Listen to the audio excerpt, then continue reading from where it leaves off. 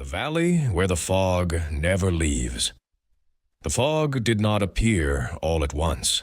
At first it was ordinary, thin, pale, the kind that crawls across the ground in the early morning and disappears as soon as the sun climbs higher. In the mountains, no one finds that strange. Fog belongs here, like wind, like cold nights, like silence. But this time it did not fade.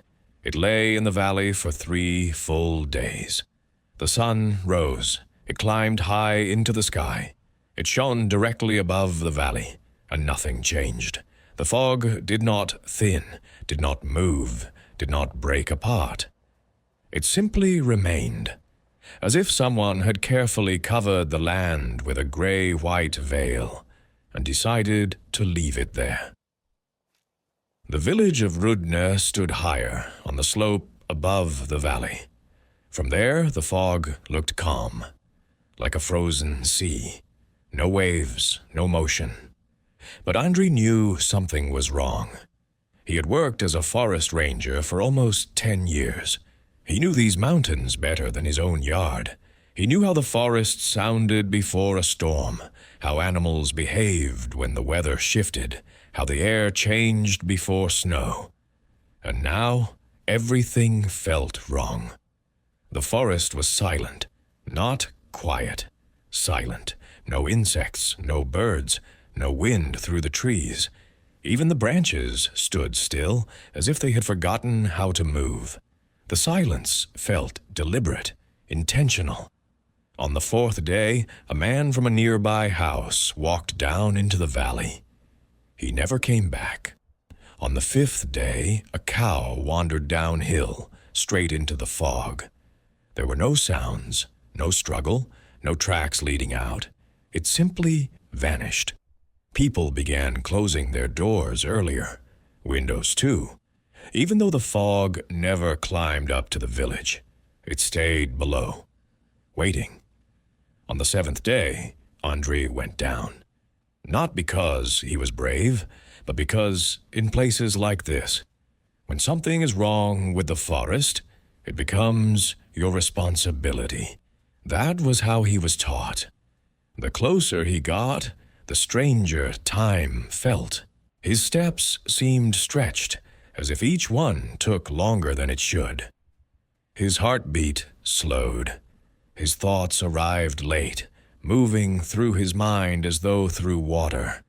When he stepped into the fog, the world disappeared. Not gradually, instantly.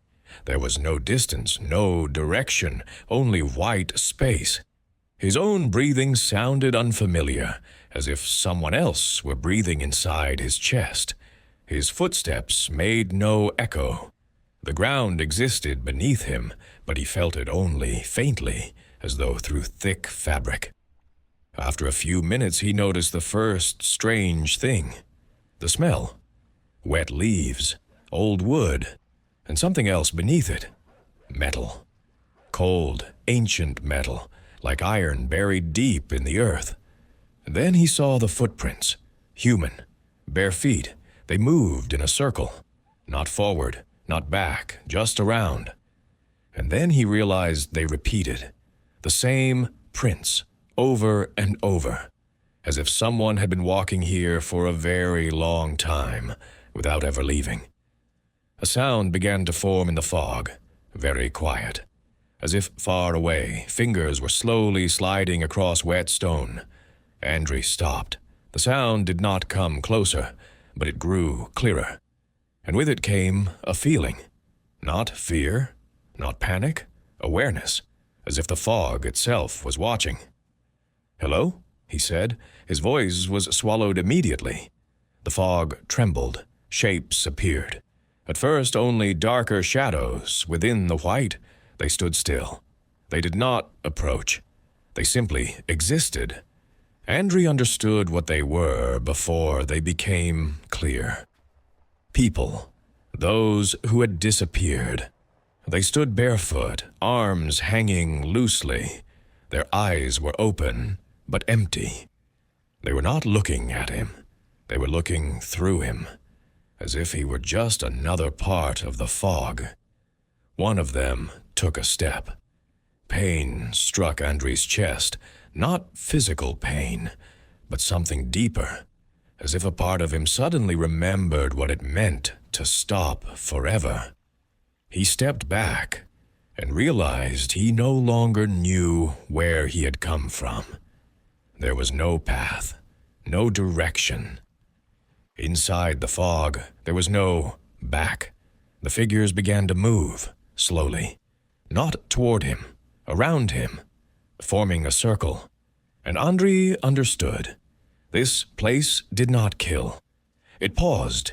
There was no death here, no suffering, only an endless now. No past, no future, no need to leave. The fog thickened. A whisper formed, not words, but intention. Stay. Fatigue faded from his body.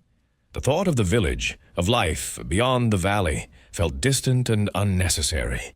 Time itself seemed irrelevant. Andri fell to his knees, and in that final moment he remembered a sound, a bell. In his childhood, the village had an old bell tower. Its sound traveled far, through fog, through mountains. It always meant direction. It always meant return. Andri screamed, not with his voice, but with everything he had left. The fog trembled. It did not vanish, but it pulled away. Just for a moment, long enough for him to see a dark line, a boundary. He ran. When he collapsed outside the fog, sunlight burned his eyes. The forest breathed again. Birds sang. The valley below was empty. The fog was gone.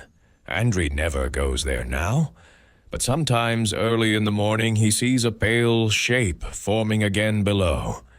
Slowly, patiently, as if it remembers the ones who almost stayed.